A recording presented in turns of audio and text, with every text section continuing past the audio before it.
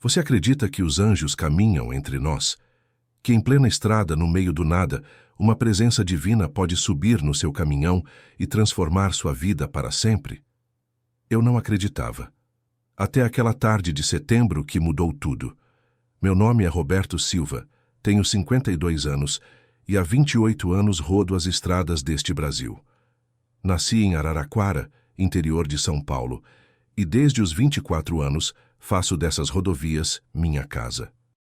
Conheço cada buraco da Anhanguera, cada curva da Washington Luiz, cada parada da Raposo Tavares. Minha vida sempre foi simples: pegar a carga, entregar no prazo, voltar para casa. Mas deixe eu te fazer uma pergunta antes de continuar minha história. Você já sentiu que Deus estava te preparando para algo maior? Que cada dificuldade, cada dor, era só o começo de um milagre? Se você acredita no poder da fé, deixa seu like neste vídeo e se inscreve no canal. Compartilha com alguém que precisa acreditar que o impossível ainda acontece. Naquela manhã de setembro, saí de Araraquara com destino a Uberlândia, carga de peças para tratores, nada demais.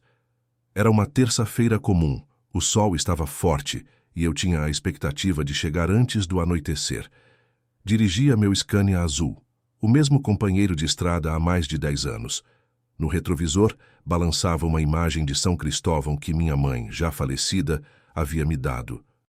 Para te proteger nas estradas, meu filho, ela dizia com aquele sorriso que até hoje sinto falta. A verdade é que eu não era muito religioso, não. Respeitava, acreditava em Deus à minha maneira, mas igreja mesmo, só em casamento e enterro. Minha fé era simples: trabalhar honesto, não fazer mal a ninguém e confiar que lá de cima alguém cuidava de mim. Nunca imaginei que essa fé seria testada de uma forma que eu jamais poderia esperar. Estava na BR-153, já passando de Ribeirão Preto quando o calor apertou de verdade. Era um daqueles dias em que o asfalto derrete e o ar fica tremulando que nem miragem. O rádio tocava uma música sertaneja, dessas antigas que a gente canta junto sem nem perceber. Eu ia tranquilo, pensando na janta que a Dona Maria fazia, lá no posto que eu sempre parava, quando algo me chamou a atenção. Do lado direito da pista, numa parte meio deserta da estrada, havia uma mulher parada. Usava um vestido branco simples, tinha cabelos grisalhos soltos e estava ali, paradinha, sem fazer sinal, sem pedir carona. Simplesmente estava ali, como se me esperasse. Agora, você que está me ouvindo, precisa entender uma coisa. Em quase 30 anos de estrada, eu nunca paro para desconhecido. É regra de segurança, sabe? Mas desta vez foi diferente. Quando nossos olhares se cruzaram através do para-brisa, senti uma coisa estranha no peito. Não era medo, não era curiosidade.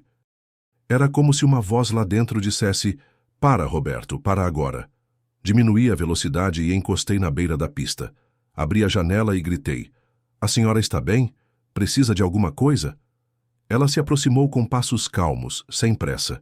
Tinha um sorriso sereno, desses que a gente vê em foto de santa. Quando chegou perto da cabine, me olhou nos olhos e disse com uma voz suave: "Posso subir, meu filho? Preciso chegar até onde você vai." Eu hesitei por um segundo. Olhei para os lados, não tinha nada ali perto. Nem casa, nem posto, nem parada de ônibus. Como ela tinha chegado ali? Mas algo em mim dizia que estava tudo bem, que ela não representava perigo nenhum. "Claro, dona. Suba aqui." Ela subiu na cabine com uma agilidade que não combinava com a idade que aparentava ter.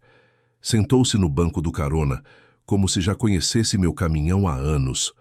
O que mais me chamou a atenção é que, mesmo estando no sol forte daquela tarde, ela não parecia suada, nem cansada.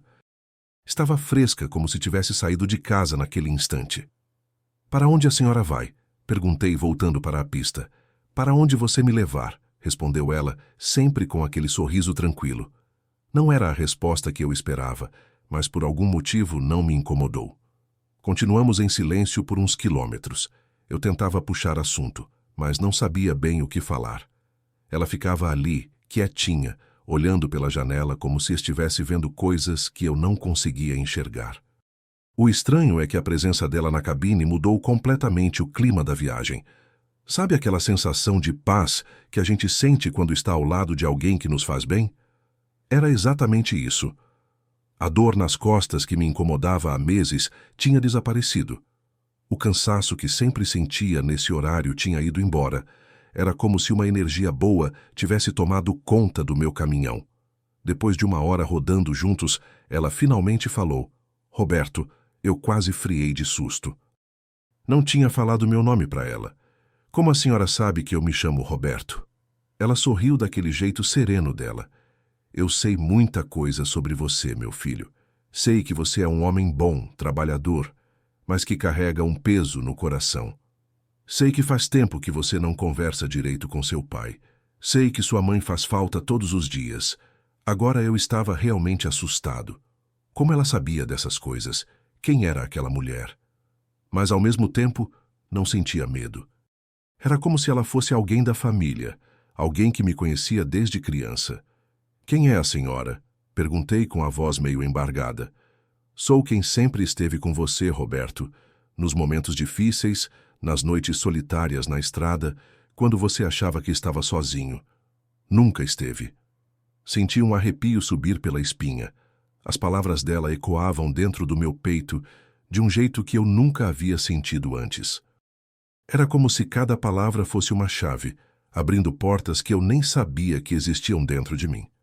Continuamos viajando e ela começou a falar sobre coisas da minha vida que eu achava que ninguém sabia. Sobre a vez que quase desisti de ser caminhoneiro depois de um acidente que por pouco não me matou. Sobre as noites que chorei escondido quando minha mãe morreu. Sobre a culpa que eu carregava por ter me afastado da família depois que saí de casa. Por que você está me contando essas coisas? Perguntei com os olhos marejados. Porque chegou a hora, meu filho. Chegou a hora de você entender por que passou por tudo isso. Cada dor, cada lágrima, cada quilômetro rodado foi preparando você para o que está por vir. E o que está por vir? Ela olhou para mim com uma ternura que eu só tinha visto no olhar da minha mãe. Você vai descobrir que sua missão nesta vida é muito maior do que apenas transportar cargas de um lugar para outro. Você vai aprender que às vezes carregar pessoas é mais importante que carregar coisas. E vai entender que o amor é a única carga que nunca pesa demais. Nesse momento, passamos por uma placa que indicava Uberlândia a 50 quilômetros. Faltava pouco para chegarmos ao meu destino, mas eu não queria que aquela conversa terminasse. Tinha tantas perguntas para fazer, tantas coisas que queria entender. Eu vou ver a senhora de novo? Perguntei. Você vai me ver em cada pessoa que precisar da sua ajuda. Vai me ouvir em cada obrigado sincero. Vai me sentir em cada abraço que der e em cada lágrima que enxugar. Quando chegamos na entrada de Uberlândia, ela pediu para eu parar. Pode me deixar aqui, Roberto. Olhei ao redor. Não tinha nada ali, só uma entrada de fazenda abandonada. O sol já estava se pondo e não passava ninguém naquela hora. Tem certeza, dona? Aqui está meio deserto. Posso deixar a senhora no centro da cidade. Não precisa, meu filho. Daqui eu me viro. Ela desceu da cabine, mas antes de fechar a porta me olhou mais uma vez. Lembra-se daquilo que sua mãe sempre dizia? Que Deus escreve certo por linhas tortas? Meu coração disparou. Essa era uma frase que minha mãe falava sempre, mas eu nunca tinha contado isso para ninguém. Como a senhora?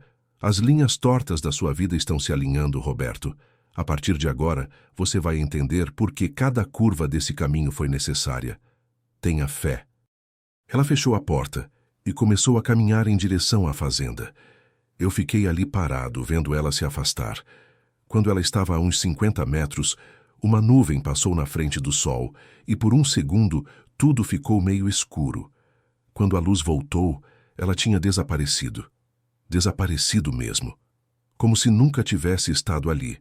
Eu desci do caminhão e corri até onde ela estava caminhando. Não havia rastro, não havia nada. Só a poeira da estrada e um silêncio que pesava no ar. Voltei para o caminhão com as pernas bambas. Sentei no banco do motorista e fiquei ali parado, tentando processar o que tinha acontecido. Olhei para o banco do carona e vi que havia um pequeno papel dobrado. Abri com as mãos tremendo. Estava escrito à mão, numa letra caprichada: A jornada começou. Confie no caminho. Naquela noite, depois de descarregar no cliente, não consegui dormir. Fiquei no caminhão, na beira da estrada, olhando para as estrelas e tentando entender o que tinha acontecido. Pela primeira vez em anos, rezei de verdade. Não pedi nada, não reclamei de nada. Só agradeci por ter vivido algo que sabia que mudaria minha vida para sempre. No outro dia, quando liguei o caminhão para voltar para casa, senti que não era mais o mesmo homem. Alguma coisa dentro de mim tinha acordado, como se eu tivesse dormido por anos e finalmente tivesse despertado. Peguei a estrada de volta para Araraquara com o coração diferente. Não sabia ainda o que estava por vir, mas sabia que minha vida havia tomado um rumo completamente novo. A mulher de branco tinha plantado uma semente de fé no meu peito que estava crescendo a cada quilômetro. Foi nessa viagem de volta que tudo começou a acontecer. Foi quando entendi que aquela mulher não era uma pessoa comum e que minha vida como caminhoneiro estava apenas começando de verdade. Porque às vezes, meu amigo, Deus precisa nos tirar da zona de conforto para nos mostrar quem realmente somos. E às vezes, Ele manda seus anjos disfarçados de gente simples para nos lembrar que milagres ainda acontecem em plena estrada brasileira. Se você está passando por um momento difícil, se sente que sua vida não tem propósito, tenha fé. Às vezes, o milagre está a caminho, e você nem imagina. Continue comigo nesta jornada, porque essa história está apenas começando. E acredite, o melhor ainda está por vir. Na manhã seguinte, quando acordei no posto onde havia parado para descansar, senti que algo fundamental havia mudado dentro de mim. Não era apenas o encontro com aquela mulher misteriosa. Era como se meus olhos tivessem se aberto para ver coisas que antes passavam despercebidas. Tomei meu café da manhã no posto, um pão francês com manteiga e um cafezinho forte, como sempre fazia. Mas desta vez, prestei atenção nos detalhes. O sorriso cansado da atendente, o caminhoneiro na mesa ao lado comendo sozinho, a música sertaneja tocando baixinho no rádio. Era como se o mundo tivesse ganhado cores novas. Liguei para o próximo cliente em Campinas para confirmar a entrega. Era uma carga de ração para gado, nada complicado. Mas enquanto ajustava os espelhos antes de partir, reparei numa coisa que me arrepiou. No banco do carona, onde a mulher havia sentado, ainda havia um perfume suave no ar. Perfume de flores, delicado, que não estava ali antes. Peguei a anhanguera, sentindo uma energia diferente no peito. Não era ansiedade, não era pressa. Era uma expectativa boa, como se algo importante fosse acontecer naquela viagem. E não demorou muito para eu descobrir que estava certo. Estava passando pela região de Americana quando vi uma cena que me fez diminuir a velocidade. Na beira da estrada, uma mulher jovem segurava uma criança pequena no colo. Ela acenou para mim desesperada. Seu rosto estava vermelho de tanto chorar. Normalmente, eu passaria direto. Como falei antes, é regra de segurança. Mas as palavras da mulher de branco ecoaram na minha mente. Você vai aprender que às vezes carregar pessoas é mais importante que carregar coisas. Parei o caminhão.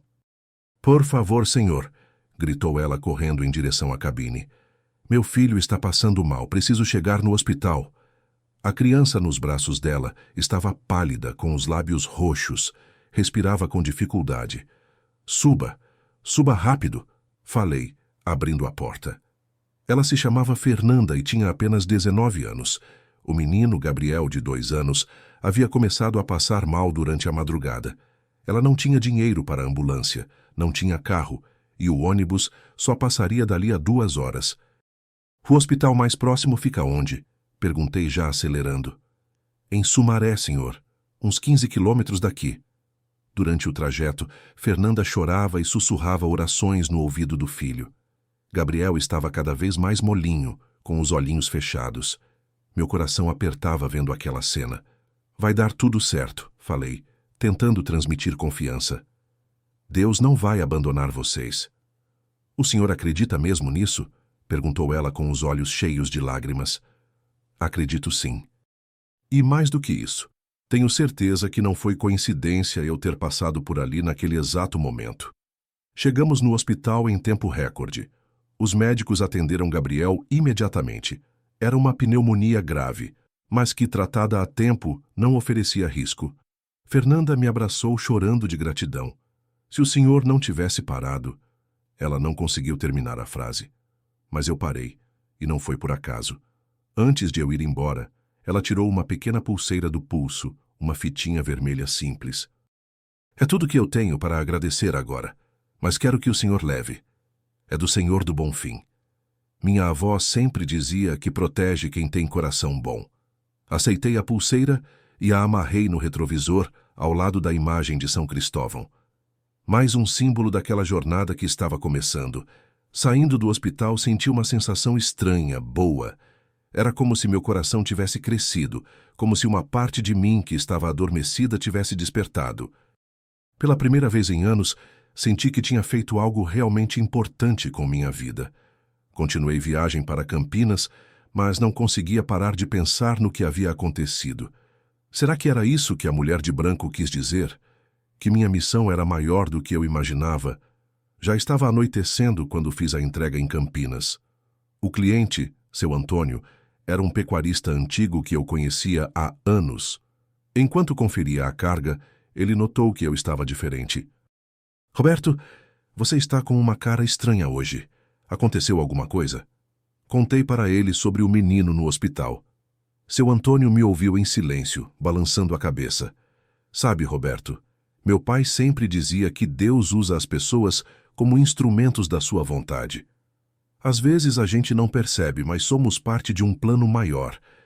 Essas palavras ficaram martelando na minha cabeça durante a noite.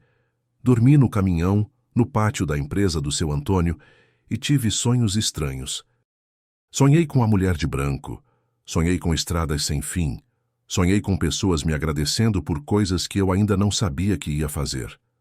Na manhã seguinte, peguei uma carga de retorno para Sorocaba. Material de construção para uma obra. Durante o trajeto, parei num posto para abastecer e comer alguma coisa. Era um daqueles postos antigos, de beira de estrada, com uma lanchonete simples e um pátio de terra batida. Enquanto comia um sanduíche de mortadela, reparei num rapaz jovem sentado numa mesa do canto. Devia ter uns 17, 18 anos. Estava sujo, com a roupa rasgada, e olhava para todos os lados como quem tem medo de alguma coisa. Nossos olhos se cruzaram, e ele desviou o olhar rapidamente. Havia algo naquele menino que me chamou a atenção. Uma tristeza profunda, mas também uma esperança escondida. Terminei de comer, e quando ia sair, o rapaz se aproximou. Senhor, desculpa incomodar. O senhor não estaria indo para Sorocaba, né? Estou sim, por quê? É que eu preciso chegar lá. Tenho uma tia que mora lá, é a única família que me restou. Mas não tenho dinheiro para passagem. Olhei para aquele menino e vi algo familiar nos seus olhos. Uma dor que eu conhecia bem. Como você se chama? Lucas, senhor. E o que você está fazendo aqui, Lucas? Fugindo de casa? Ele baixou a cabeça. Não tenho mais casa, senhor. Minha mãe morreu ano passado. Meu pai... Bem, meu pai não prestava mesmo. Batia na gente e bebia demais. Fugi de lá antes que a coisa ficasse pior. Senti um aperto no peito. Quantos Lucases existiam pelas estradas do Brasil? Quantos jovens perdidos, sem rumo, sem família? Sobe no caminhão. Falei sem pensar duas vezes. Durante a viagem para Sorocaba, Lucas me contou sua história. Tinha parado de estudar para trabalhar e ajudar em casa. Quando a mãe morreu, o pai se entregou de vez à bebida e às drogas. Chegou a bater no menino várias vezes. A tia Rosa é irmã da minha mãe. Ela sempre disse que se um dia eu precisasse, podia procurar ela. Acho que chegou a hora. E você acha que ela vai te receber? Não sei, senhor, mas é minha única esperança. Lucas me lembrava de mim mesmo quando saí de casa aos 18 anos. Eu também estava perdido, também não sabia direito o que queria da vida. A diferença é que eu tive sorte. Encontrei o caminhão, encontrei uma profissão que me deu dignidade. Sabe, Lucas, às vezes a vida nos empurra para situações que a gente não entende no momento. Mas depois a gente percebe que foi necessário passar por aquilo para chegar onde precisava chegar. O senhor acha que Deus existe, Sr. Roberto? A pergunta me pegou de surpresa. Acho sim, Lucas. E acho que ele cuida da gente, mesmo quando parece que estamos abandonados. Então por que ele deixou minha mãe morrer? Por que não impediu meu pai de fazer o que fez? Não sabia como responder. Eram perguntas que eu mesmo me fazia há anos. Não sei, meu filho, mas sei que você está aqui, vivo, lutando. E isso já é um milagre. Quando chegamos em Sorocaba, Lucas me deu o endereço da tia. Era num bairro simples, casas pequenas, mas bem cuidadas. Paramos na frente de uma casa azul com um pequeno jardim na frente. Lucas desceu do caminhão com as pernas tremendo. E se ela não quiser me receber? Então a gente pensa numa solução. Mas vai dar certo, você vai ver. Ele bateu na porta e uma mulher de uns 40 anos apareceu. Quando viu Lucas, seus olhos se encheram de lágrimas. Meu Deus, Lucas! Meu menino! Ela o abraçou forte, chorando. Lucas também chorava, mas agora eram lágrimas de alívio. Tia Rosa, eu não tinha mais para onde ir. Você está em casa agora, meu filho. Está em casa. Antes de eu ir embora, Dona Rosa veio me agradecer. Obrigada por trazer meu sobrinho, senhor. Eu estava rezando todos os dias para que ele aparecesse. A senhora sabia que ele estava perdido? Uma mãe sente essas coisas. Mesmo sendo tia, o amor é o mesmo. Eu sabia que ele precisava de mim. Lucas se aproximou e me deu um abraço. Obrigado, Sr. Roberto. O senhor salvou minha vida. Não, Lucas. Você se salvou. Eu só dei uma carona. Posso fazer uma pergunta? Por que o senhor parou para me ajudar? A maioria das pessoas não faria isso. Pensei na mulher de branco, nas suas palavras sobre carregar pessoas sendo mais importante que carregar coisas. Porque alguém me ensinou que, às vezes, a gente é instrumento de algo maior. E hoje você foi o meu propósito. Voltei para o caminhão com o coração aquecido. Em 2 dias, tinha ajudado uma mãe desesperada e um jovem perdido. Coincidência? Não acreditava mais em coincidências. Enquanto dirigia pelas ruas de Sorocaba procurando a saída para a rodovia, meu celular tocou. Era minha irmã, Cláudia. Roberto, onde você está? Em Sorocaba, por quê? Aconteceu alguma coisa? É o pai, Roberto. Ele teve um derrame. Está internado no Hospital Santa Casa, em Presidente Prudente. O médico disse que é grave. Senti o mundo girar. Meu pai. Fazia mais de 2 anos que a gente não se falava direito. Nos últimos tempos, nossos encontros eram só discussões sobre coisas bobas, orgulho machucado de ambos os lados. Como ele está agora? Consciente, mas bem debilitado. Roberto, acho melhor você vir. Não sabemos quanto tempo... A voz dela embargou. Estou indo para aí agora. Chego em umas 3 horas. Desliguei o telefone e fiquei parado ali, no meio do trânsito de Sorocaba. Meu pai, o homem que me ensinou a dirigir, que me deu meus primeiros conselhos sobre a vida, que também era teimoso como eu, e por isso a gente se afastou. Naquela hora, as palavras da mulher de branco voltaram com força total. Cada dor, cada lágrima, cada quilômetro rodado foi preparando você para o que está por vir. Seria isso? Todo esse despertar, todos esses encontros, eram para me preparar para esse momento com meu pai? Liguei o caminhão e peguei a estrada para Presidente Prudente. Não era apenas uma viagem comum. Era uma corrida contra o tempo, contra o orgulho, contra todas as palavras que nunca dissemos um para o outro. Enquanto as luzes da cidade ficavam para trás, senti que estava entrando na parte mais importante da minha jornada. E, pela primeira vez em anos, rezei de verdade, pedindo a Deus que me desse a chance de fazer as pazes com meu pai antes que fosse tarde demais. A estrada à noite nunca me pareceu tão longa e meu coração nunca bateu tão forte. Mas havia uma certeza crescendo dentro de mim. Eu não estava sozinho naquela viagem. Havia algo maior me guiando, me preparando para o que estava por vir.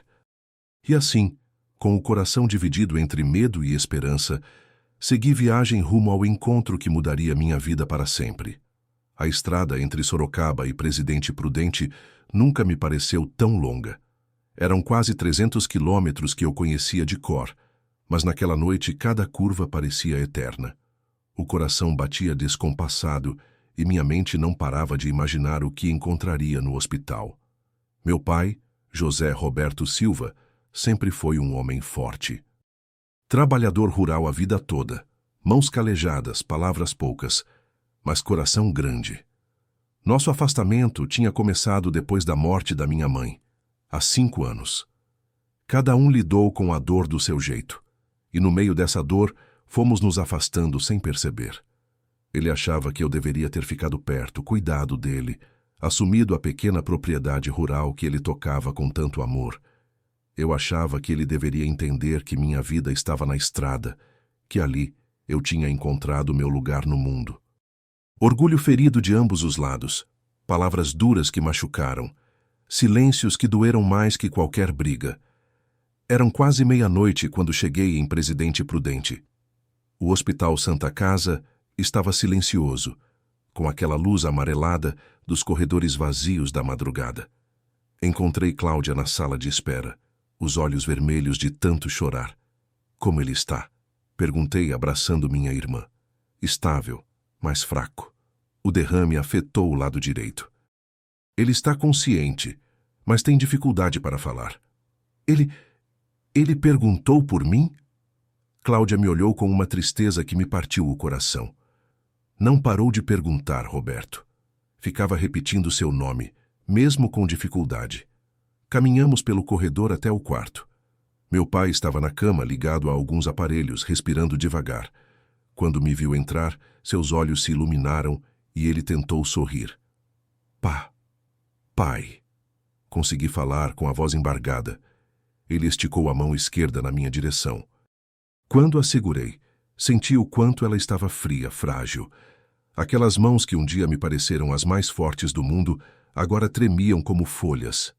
Roberto, ele sussurrou com dificuldade. Estou aqui, pai.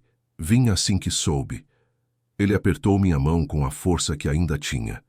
Seus olhos se encheram de lágrimas, e eu não consegui segurar as minhas. Desculpa, meu filho. Aquelas palavras me destruíram completamente. Ali estava meu pai doente, pedindo desculpas por coisas que eram culpa minha também. Quantas vezes eu poderia ter ligado? Quantas vezes deixei o orgulho falar mais alto que o amor? Não, pai. Quem tem que pedir desculpas sou eu. Eu que me afastei, eu que parei de ligar, eu que fui teimoso demais. Passei a madrugada ao lado da cama dele. Cláudia foi para casa descansar um pouco, prometendo voltar de manhã. Ficamos sozinhos, pai e filho, depois de tanto tempo sem uma conversa de verdade. Mesmo com dificuldade para falar, ele foi me contando coisas que eu não sabia. Como tinha orgulho de mim por ter conseguido construir uma vida na estrada. Como se preocupava toda vez que via notícia de acidente envolvendo caminhoneiro. Como guardava no guarda-roupa uma foto minha ao lado do primeiro caminhão que comprei. Eu nunca disse, mas você fez certo. Seguir seu caminho. Chorei como não chorava desde criança. Ali naquele quarto de hospital, no meio da madrugada, meu pai estava me dando a aprovação que eu sempre quis ter, mas que meu orgulho nunca me deixou pedir. Pai, tem uma coisa que preciso te contar. Falei, limpando as lágrimas.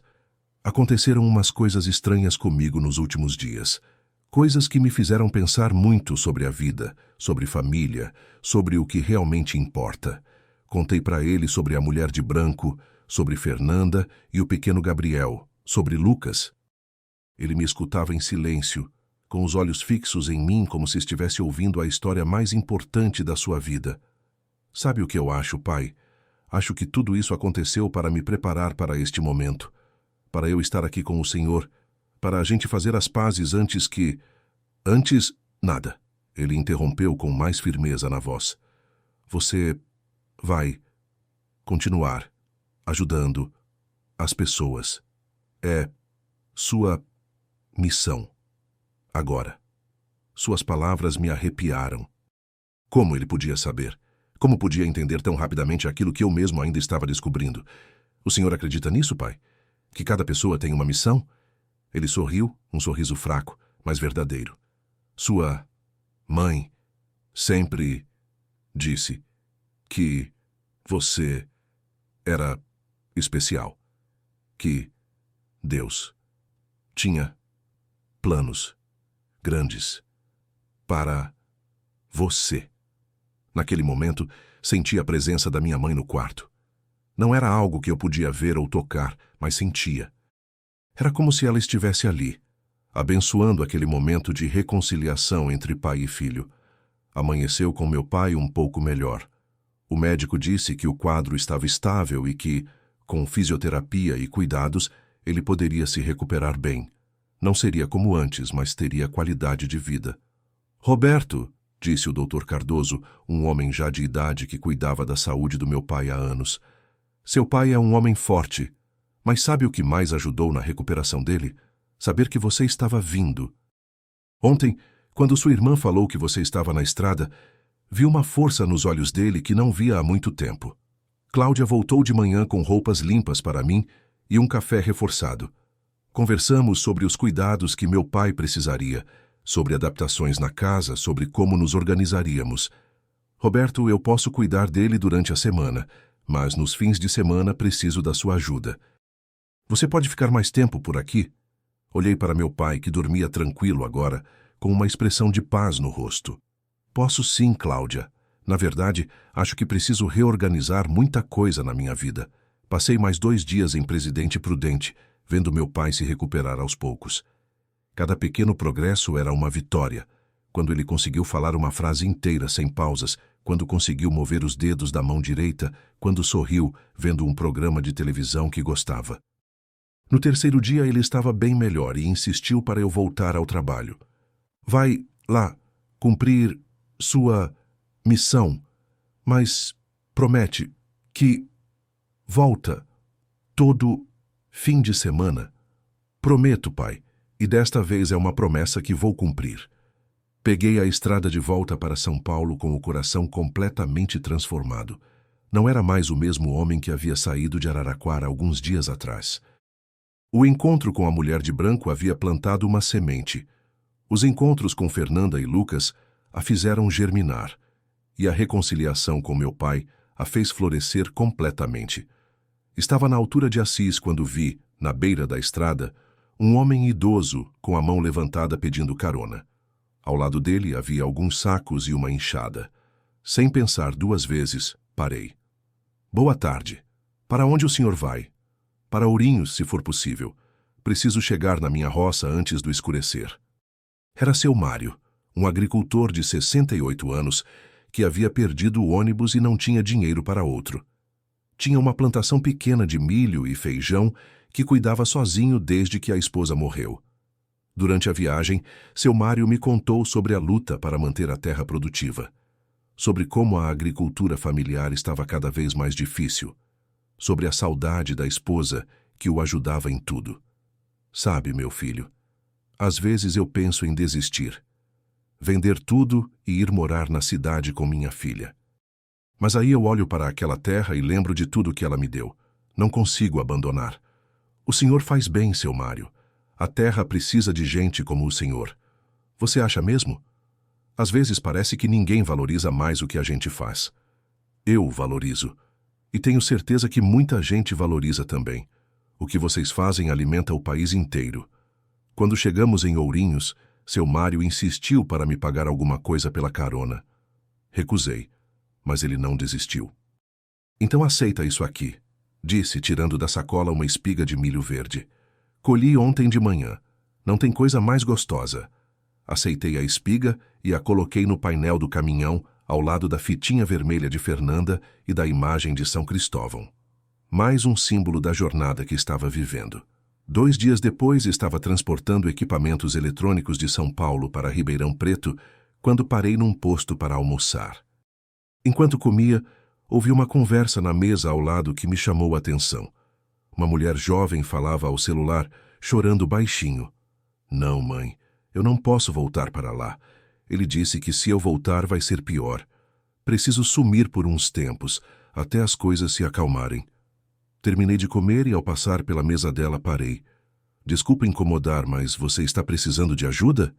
Ela me olhou com medo primeiro, mas depois viu algo nos meus olhos que a tranquilizou. Eu... Não sei se o senhor pode me ajudar. Pode tentar. Às vezes a gente encontra ajuda onde menos espera. Se chamava Patrícia, tinha 28 anos e estava fugindo de um relacionamento abusivo. O ex-namorado tinha ameaçado ela e a família depois que ela decidiu terminar tudo. Ela precisava chegar em Franca, onde tinha uma prima que poderia abrigá-la por um tempo. Não tenho dinheiro para a passagem e estou com medo de pegar ônibus. Ele conhece meus horários, sabe os lugares que frequento. Eu vou para Ribeirão Preto, passo por Franca. Posso te deixar lá. O alívio no rosto dela foi imediato. Durante a viagem, Patrícia me contou como o relacionamento havia se tornado um pesadelo. Começou com ciúmes excessivos, depois controle, depois ameaças, até chegar nas agressões. Demorei muito para perceber que aquilo não era amor. Ele dizia que me amava, mas amor não machuca, né? Você fez a coisa certa saindo de lá, Patrícia. Coragem é isso, fazer o que é certo mesmo quando é difícil. Quando a deixei na casa da prima em Franca, ela me abraçou chorando. Obrigada por me ajudar sem me conhecer.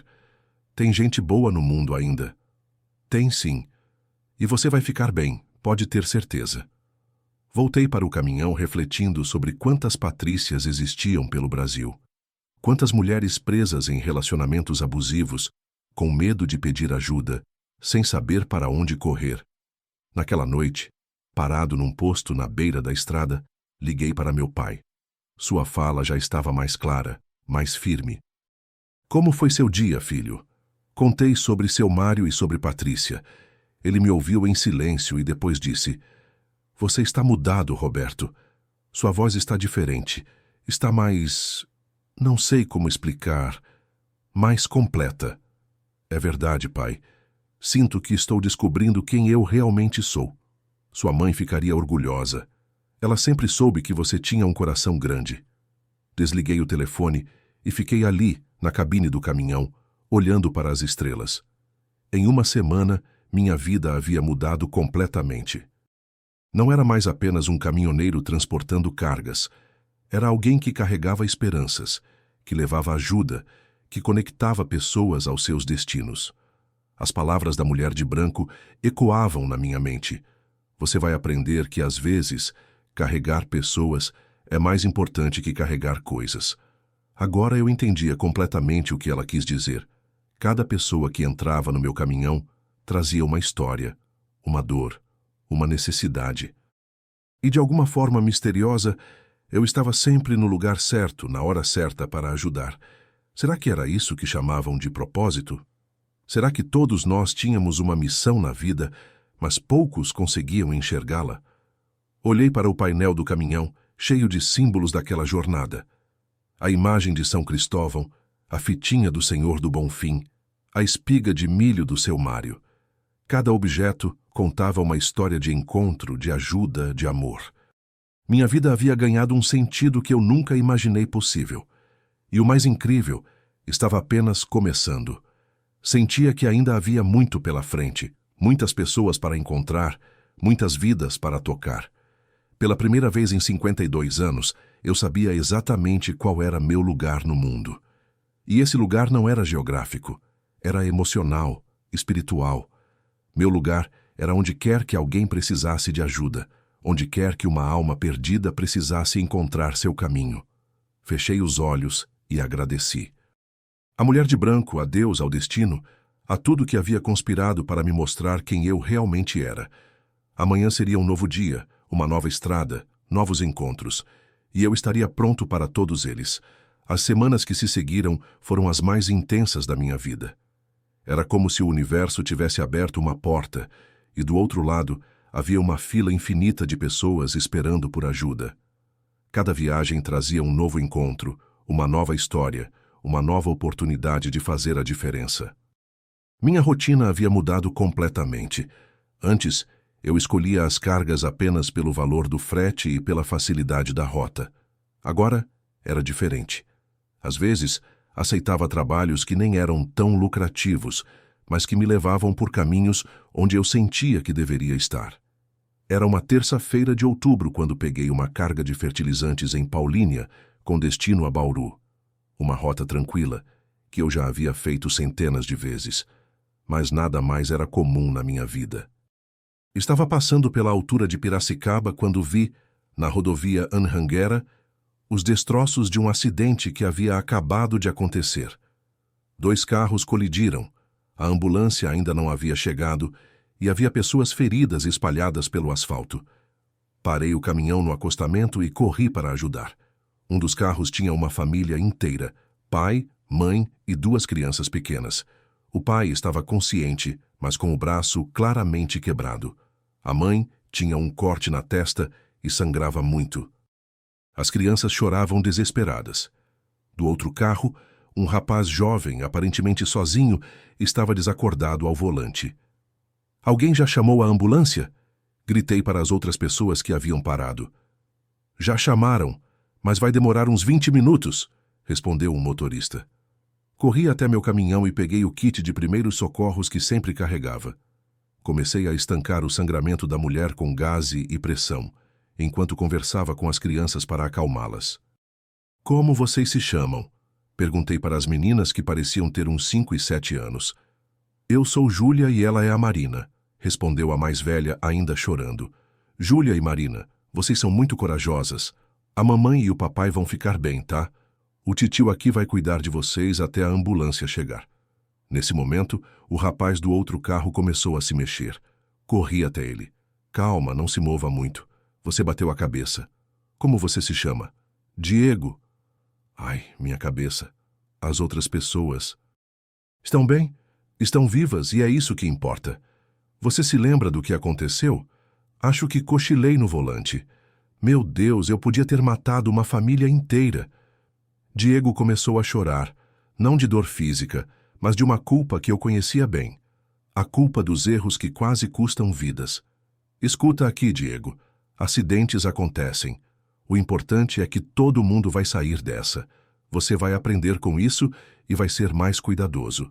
Às vezes, Deus usa os sustos para nos ensinar algo importante."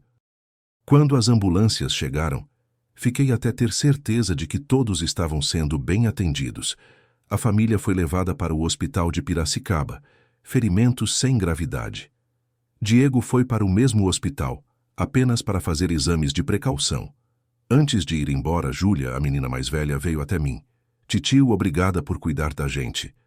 Você é um anjo?" A pergunta me arrepiou dos pés à cabeça. Lembrei da mulher de branco dizendo que às vezes os anjos não têm asas nem resplandores. "Não, princesa. Sou só um caminhoneiro que estava passando na hora certa. Minha avó sempre diz que os anjos aparecem quando a gente mais precisa, e você apareceu quando a gente mais precisava." Voltei para o caminhão com o coração apertado. Uma criança de 7 anos havia enxergado algo em mim que eu mesmo ainda estava aprendendo a ver. 3 dias depois, estava transportando máquinas agrícolas de Ribeirão Preto para Marília quando parei para almoçar num restaurante de beira de estrada. Era um lugar simples, mas limpo, com comida caseira boa. Enquanto comia, reparei num senhor sentado sozinho numa mesa do canto. Devia ter uns 75 anos, cabelos brancos, roupas simples, mas bem cuidadas. Estava mexendo devagar numa sopa, mas parecia mais perdido em pensamentos do que com fome. Terminei meu almoço e, ao passar pela mesa dele, parei. "Boa tarde, seu... Desculpa incomodar. O senhor está bem?" Ele levantou os olhos e viu uma tristeza profunda ali. "Estou sim, meu filho. Só um pouco." "Solitário. Posso sentar aqui um minutinho?" Ele acenou que sim. Sentei e percebi que seus olhos estavam úmidos. "Meu nome é Roberto. E o senhor?" "Osvaldo. Osvaldo Pereira." "O senhor mora aqui perto, seu Osvaldo?" "Morava. Quer dizer, ainda moro, mas não sei por quanto tempo mais." Seu Osvaldo me contou que havia perdido a esposa há 6 meses. Viveram juntos por 52 anos, criaram 4 filhos, mas todos moravam longe agora. Depois que ela morreu, a solidão havia se tornado insuportável. Sabe, Roberto, a gente se acostuma com a companhia. Acordar e ter alguém para dar bom dia, fazer o café para 2 pessoas, assistir televisão e ter com quem comentar o programa. Quando isso acaba, a casa fica muito vazia. Os filhos do Senhor não vêm visitar? Vêm, mas cada um tem sua vida. E eu entendo. Não quero ser um peso para ninguém. Mas o Senhor não é um peso, seu Osvaldo. O Senhor é um pai, um homem que trabalhou a vida inteira, que criou uma família. Isso tem valor. Ele sorriu pela primeira vez desde que começamos a conversar. Você fala igual minha Aparecida. Ela sempre dizia que eu era muito duro comigo mesmo.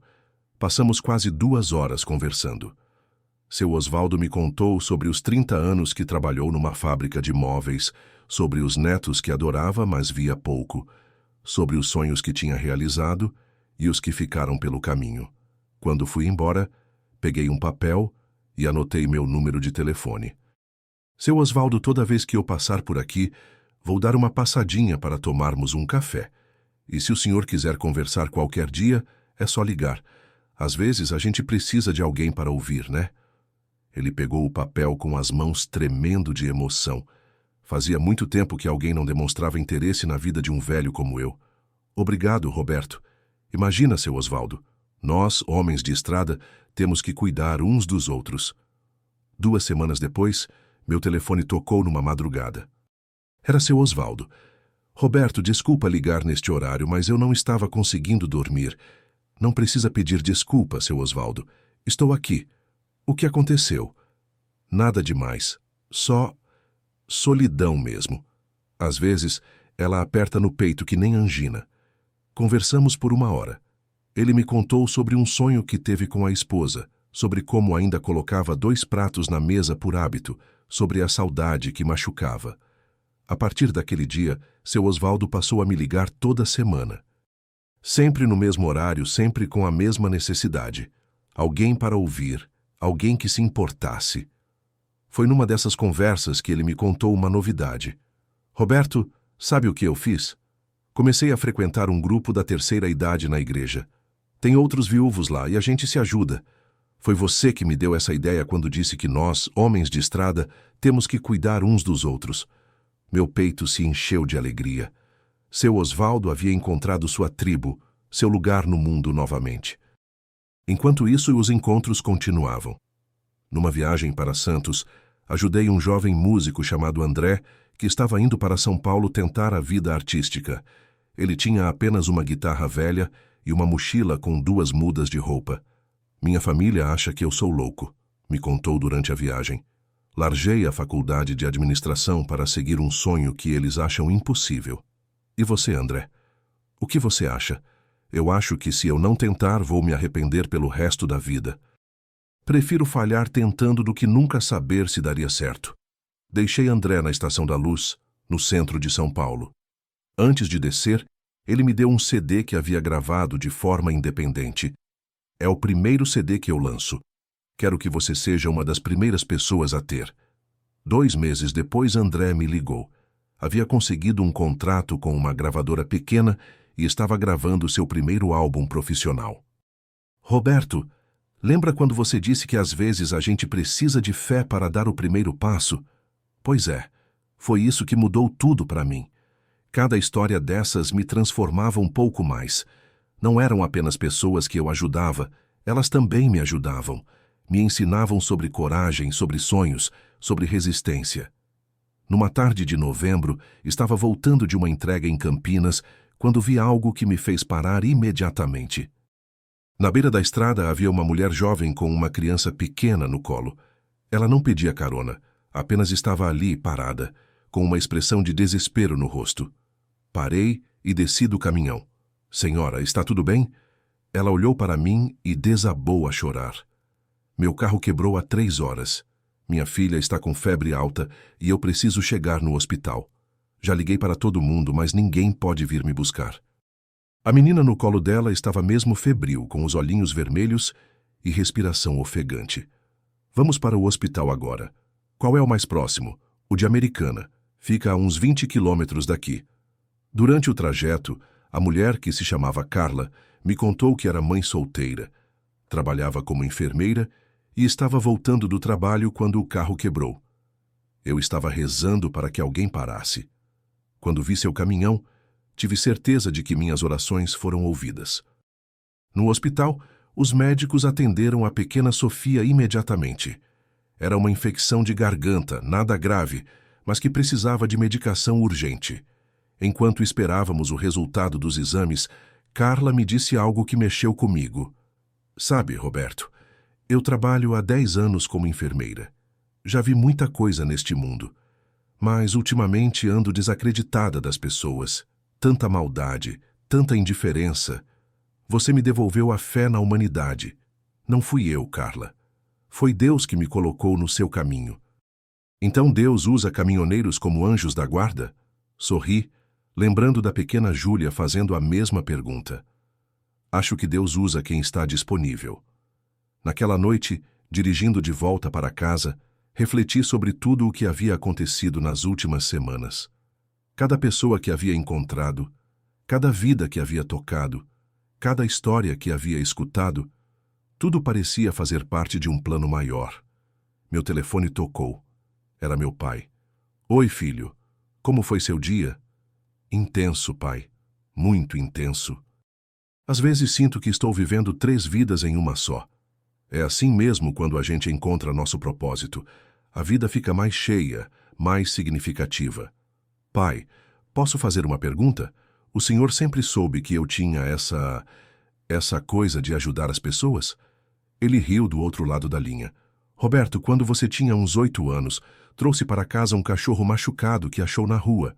Sua mãe não queria deixar você ficar com ele, mas você chorou tanto que ela cedeu.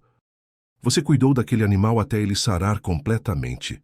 Quando ele ficou bom, você mesmo levou ele de volta para a rua, dizendo que ele precisava ser livre. Eu não lembrava dessa história. Sua mãe e eu sabíamos que você tinha um coração especial. Só estávamos esperando você descobrir isso sozinho. Desliguei o telefone com os olhos marejados. Meus pais sempre souberam quem eu era, mesmo quando eu mesmo não sabia. Olhei para o painel do meu caminhão, agora cheio de símbolos e lembranças. A imagem de São Cristóvão, a fitinha do Senhor do Bonfim, a espiga de milho do seu Mário, o CD do André, uma foto da pequena Sofia que Carla me deu e uma oração escrita à mão que seu Osvaldo me enviou pelos correios. Cada objeto contava uma história de encontro, de transformação mútua, de amor compartilhado. Sentia que estava chegando a um ponto da minha jornada, onde todas as peças do quebra-cabeça começavam a se encaixar. Os encontros não eram mais surpresas, eram certezas. Eu sabia que, a cada viagem, alguém estaria esperando por mim. Mas havia algo no ar, uma sensação de que o maior encontro ainda estava por vir. Algo que fecharia o ciclo, que me mostraria o verdadeiro significado de tudo o que havia vivido. E esse algo estava me chamando de volta para casa, para Araraquara, para o lugar onde tudo começou. Era a hora do último capítulo da minha transformação. Dezembro havia chegado com aquele calor típico do interior paulista. Eram quase 6 meses desde o primeiro encontro com a mulher de branco, e minha vida estava completamente transformada. Não era mais apenas Roberto, o caminhoneiro. Eu havia me tornado Roberto, o homem que carregava esperanças junto com suas cargas. Naquela manhã de sexta-feira, estava terminando uma entrega em São Carlos, quando senti uma coisa estranha no peito. Não era dor, não era ansiedade. Era como se uma voz silenciosa me chamasse para casa, para Araraquara. Não era apenas saudade, era algo mais profundo, mais urgente. Liguei para o meu despachante e cancelei a próxima carga que havia programado. Roberto, você nunca recusa trabalho. Está tudo bem? Perguntou seu João, meio preocupado. Está sim, seu João. É só que preciso resolver umas coisas pessoais em casa. Na segunda eu volto ao normal. Peguei a estrada para Araraquara com o coração acelerado. Durante todo o trajeto, tive a sensação de que algo importante estava me esperando. Não sabia o quê, mas sentia. Cheguei em casa no final da tarde. Minha casa simples num bairro operário nunca me pareceu tão acolhedora. Tomei um banho, jantei e fui dormir cedo. Mas o sono não veio. Fiquei na cama, olhando para o teto, com a mente inquieta. Por volta das 2 da manhã, desisti de tentar dormir. Vesti uma roupa e saí para caminhar pelas ruas vazias da cidade. Sem perceber direito, meus pés me levaram até o cemitério municipal, onde minha mãe estava enterrada. O portão estava fechado, mas havia uma passagem pequena ao lado que eu conhecia desde moleque. Entrei no cemitério na madrugada, apenas com a luz dos postes para me guiar. Cheguei no túmulo da minha mãe, Maria Aparecida Silva. Uma mulher simples, que trabalhou a vida toda como costureira, que criou 2 filhos praticamente sozinha, que morreu cedo demais, aos 58 anos. Ajoelhei na terra ao lado da lápide e comecei a conversar com ela, como se fosse a coisa mais natural do mundo. Oi, mãe. Sei que a senhora não pode me responder, mas preciso contar umas coisas. Muita coisa mudou na minha vida. Acho que a senhora ficaria orgulhosa. Contei para ela sobre a mulher de branco, sobre todos os encontros, sobre a reconciliação com meu pai, sobre como eu havia encontrado meu propósito na vida. Falei por quase 1 hora, ali no meio da madrugada, no silêncio do cemitério. Quando terminei, fiquei em silêncio por um tempo. Foi então que senti uma brisa suave, mesmo não havendo vento, um perfume de flores, igual ao que havia sentido no caminhão depois do primeiro encontro. Mãe, sussurrei. A brisa ficou mais forte, e então eu a vi. Não com os olhos, mas com o coração. Minha mãe estava ali, sentada num banco de pedra a poucos metros de mim. Vestia o mesmo vestido azul que usava nos domingos, o cabelo preso como sempre gostava. Filho, ouvi sua voz clara como se ela estivesse viva. Você encontrou seu caminho. Mãe, eu senti tanto a sua falta. Eu nunca saí do seu lado, Roberto. Cada pessoa que você ajudou, cada coração que você tocou, eu estava lá, orgulhosa do homem que você se tornou. Foi a senhora, a mulher de branco. Ela sorriu daquele jeito que eu tanto amava. Fui eu e não fui eu. Às vezes o amor toma formas que a gente não consegue explicar. O importante é que você entendeu a mensagem. E agora, mãe, o que eu faço agora? Agora você continua sendo quem você é. Continua levando luz por onde passar. Mas lembra de uma coisa, você não precisa carregar o mundo sozinho. Às vezes, o maior milagre é deixar que outros o ajudem também. Senti uma paz imensa tomar conta do meu peito. Todas as dúvidas, todas as inseguranças que ainda carregava se dissolveram naquele momento. Eu te amo, mãe. Eu também te amo, meu filho. E agora vai em paz. Sua jornada não terminou. Ela apenas se transformou. A brisa parou, o perfume se dissipou e eu soube que ela havia partido. Mas não com tristeza. Com certeza de que o amor é eterno, mesmo quando as pessoas se vão. Voltei para casa com o coração leve. Deitei na cama e dormi como não dormia há meses. No sábado pela manhã, acordei com alguém batendo na porta. Era Dona Conceição, minha vizinha há mais de 20 anos.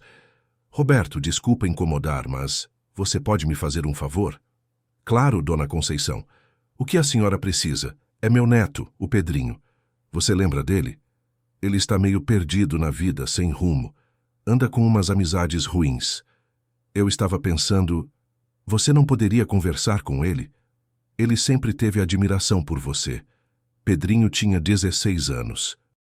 Um menino bom, mas que havia se envolvido com drogas e estava dando trabalho para a família.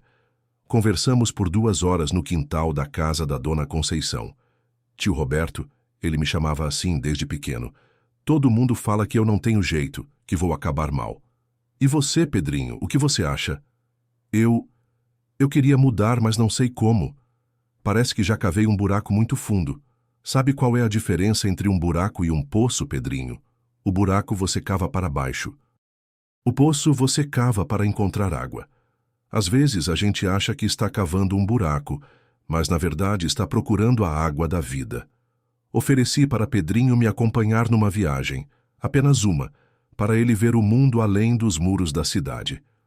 De verdade, tio. O senhor me levaria? Levo sim. Mas com uma condição. Você tem que prometer que vai pensar sério sobre o que quer para a sua vida. Na segunda-feira, Pedrinho subiu no meu caminhão. Destino, Ribeirão Preto. Durante a viagem, ele ficou fascinado com tudo. A estrada, as paisagens, as conversas no rádio entre os caminhoneiros. Tio Roberto, como o senhor descobriu que queria ser caminhoneiro? Na verdade, Pedrinho, ser caminhoneiro foi só o começo. O que eu descobri mesmo foi que minha missão é conectar pessoas, levar ajuda onde precisa, ser um instrumento de coisa boa no mundo. Durante aquela viagem, Pedrinho me fez centenas de perguntas sobre a vida, sobre escolhas, sobre sonhos. E em cada resposta, eu via um brilho crescendo nos olhos dele. Na volta ele estava diferente, mais sério, mais maduro. Tio Roberto, eu quero estudar, quero terminar o ensino médio e fazer faculdade. Não sei ainda do que, mas quero estudar. Então vamos atrás disso, Pedrinho. Vou conversar com sua avó para ver como podemos te ajudar. 2 meses depois, Pedrinho estava matriculado num curso supletivo e trabalhando meio período numa oficina mecânica. Havia largado as drogas e as más companhias. Você salvou meu neto, disse Dona Conceição com lágrimas nos olhos. Ele está completamente mudado. Não salvei ninguém, Dona Conceição. Só mostrei para ele que existem outros caminhos. Foi ali que eu entendi completamente o que minha mãe havia dito sobre não carregar o mundo sozinho. Minha missão não era apenas ajudar pessoas na estrada, era também cuidar da minha própria comunidade, dos meus vizinhos, das pessoas que estavam ao meu redor desde sempre.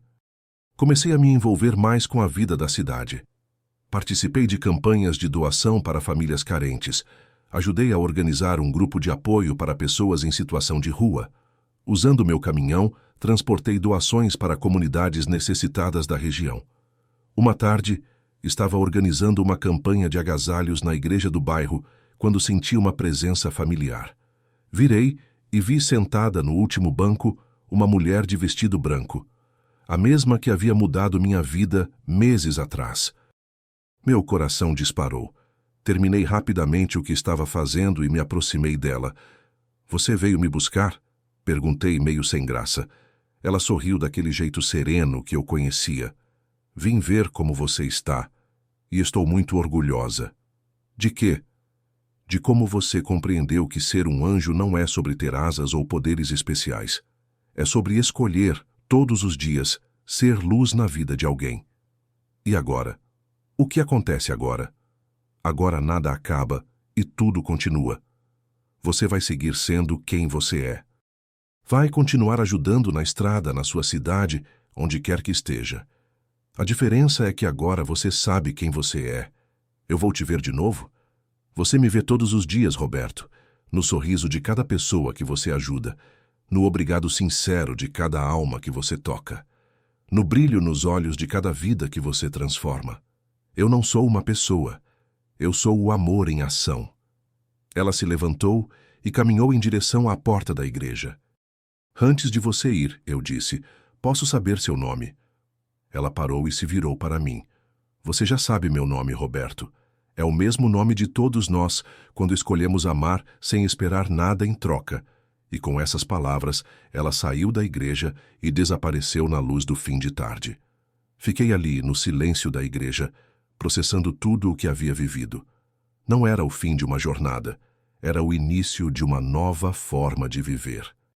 Hoje, 3 anos depois daquele primeiro encontro, continuo rodando as estradas do Brasil. Continuo transportando cargas de um lugar para outro. Mas também continuo transportando esperanças, sonhos, segundas chances. Meu caminhão virou uma lenda entre os caminhoneiros. Dizem que quem anda comigo sempre chega onde precisa chegar. Não apenas fisicamente, mas espiritualmente também. Seu Osvaldo virou meu grande amigo. Nos falamos toda semana, e sempre que passo pela cidade dele, tomamos nosso café e conversamos sobre a vida. André lançou seu 3º CD e sempre me manda exemplares autografados. Lucas abriu uma pequena oficina mecânica em Sorocaba e está noivo da filha da Dona Rosa. Pedrinho se formou no ensino médio e está fazendo faculdade de engenharia. Quer ser engenheiro rodoviário para cuidar das estradas que cuidam das pessoas. como ele mesmo diz. E meu pai? Meu pai se recuperou melhor do que qualquer médico esperava. Ainda tem algumas limitações, mas está bem, está feliz, e todos os fins de semana jantamos juntos. Ele sempre me diz que o derrame foi uma bênção disfarçada, porque nos reaproximou. Você que está me ouvindo talvez esteja pensando que essa é apenas uma história bonita, dessas que a gente ouve e esquece. Mas eu estou aqui para te dizer que não é. Milagres acontecem todos os dias. Anjos caminham entre nós. E às vezes você mesmo pode ser o anjo que alguém está esperando. Não precisa ser caminhoneiro, não precisa ter um caminhão, precisa apenas ter um coração aberto para ver as oportunidades de fazer o bem que aparecem todos os dias na nossa vida. Talvez seja aquele vizinho solitário, aquele colega de trabalho que está passando por dificuldades, aquela criança que precisa de um exemplo, aquele idoso que só quer alguém para conversar. Se esta história tocou seu coração, se você acredita que ainda existem milagres neste mundo, eu te peço, se inscreva neste canal, deixe seu like e, mais importante que tudo, deixe nos comentários seu nome e o nome de seus familiares para uma corrente de oração. Porque quando pessoas que acreditam no bem se unem, os milagres se multiplicam. Lembre-se, você não precisa ter asas para ser um anjo. Você só precisa escolher amar. E quando você faz essa escolha, Deus usa sua vida para tocar outras vidas. Hoje, quando olho para o painel do meu caminhão cheio de lembranças e símbolos, quando vejo a estrada se abrindo à minha frente, quando sinto o perfume de flores que ainda às vezes aparece do nada na cabine, eu sei que minha mãe estava certa. Deus realmente escreve certo por linhas tortas. E às vezes, essas linhas são feitas de asfalto, poeira e muito amor. Que Deus abençoe vocês e que cada um encontre seu próprio caminho para ser luz na vida de alguém. Porque no final das contas, é isso que viemos fazer neste mundo, cuidar uns dos outros. E lembrem-se, em algum lugar neste Brasil imenso, há um caminhoneiro de Scania azul rodando pelas estradas, sempre pronto a parar para quem precisa. Se um dia vocês me encontrarem por aí, podem ter certeza, não será por acaso. Até mais, pessoal, e que Deus os abençoe sempre.